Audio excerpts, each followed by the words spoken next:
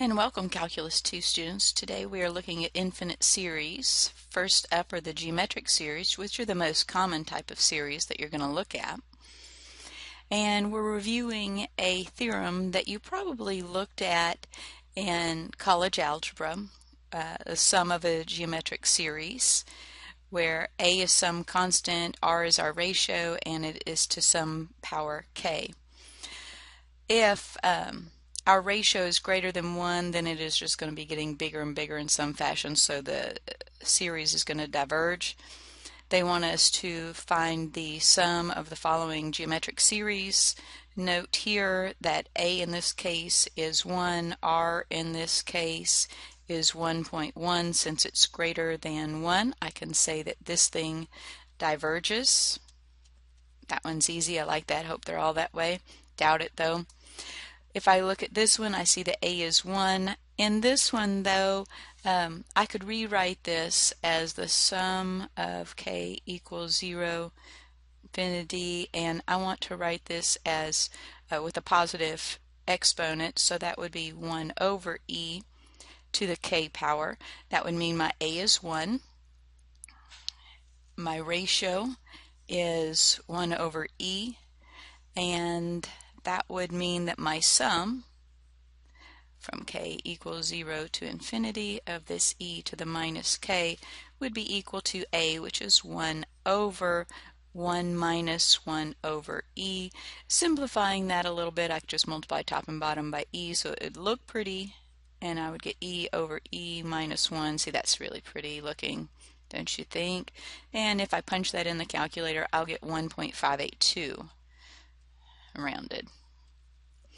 The next one, I'll look at this one. It's pretty straightforward. I see that my a in this case is going to be 1, although it's not really starting at k equal 1, so I need to rewrite it so that it looks like this, because this formula starts at k equals 0.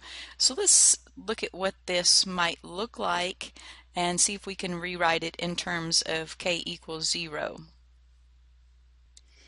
Okay, in rewriting this, what I needed to do is write out the first few terms, figure out what my a is, and then figure out what my r is. And I can see that I could write this whole thing as a, and then the r would just be the negative 0.75 to the k.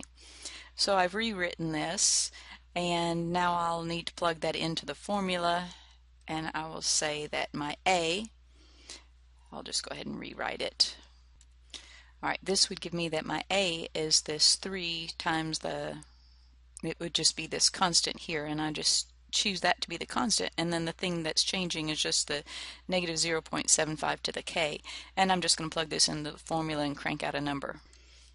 Alright, after putting in my a and then my 1 minus r, this is what I'll get, and cranking it out, I get 27 over 28. Next, we're going to look at a decimal expansion. Now, on these decimal expansions, if you'll just write out the sum kind of long way and figure out what's going on, try to find your a and then your r and make sure that it would work.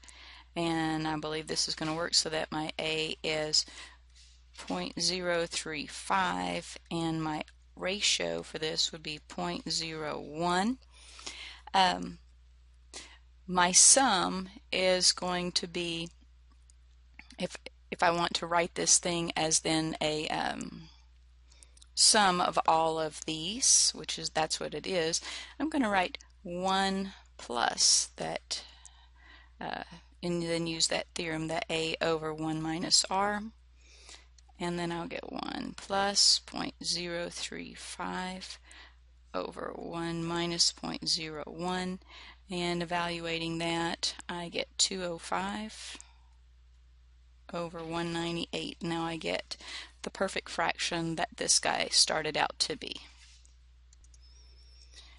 In order to investigate this telescoping series, what I'm going to do is write out the first several terms, and I'm going to kind of look at it and try to see if I can write it in terms of just the sum s sub n. And in order to do that, I really have to look at what these terms are doing. So I'm going to write that out. Alright, I've written out what it is that I would do, and if you'll notice I've got a minus 1 over 3 squared and a plus 1 over 3 squared. So these middle terms are all going to cancel out, and what I'm going to be left with is just 1/3 minus 1 over 3 to the n plus 1. Alright, so that's nice. So I'd like to know what this total sum is, because that's what this is asking me to do. So let's take the limit as n goes to infinity for this sum. So I'm going to do 1/3 minus 1 over 3 to the n plus 1, because I want to know what this sum is as my k goes to infinity. So, and I've rewritten it in terms of just the sum. And this guy right here is going to be going to 0, and it's going to leave me with just 1/3. So this sum is going to be 1/3. And you might have guessed that for this next one I'm just going to play the same game, so I'm going to write out what the sum of these terms would look like.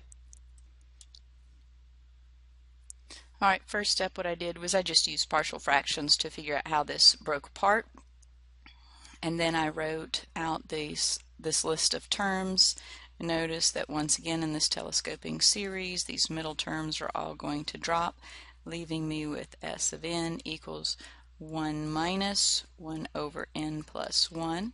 I'm going to take the limit as n goes to infinity of this sum, and that would be 1 minus 1 over n plus 1, and this term goes to 0, leaving me with 1, and that is what the sum of these terms would equal.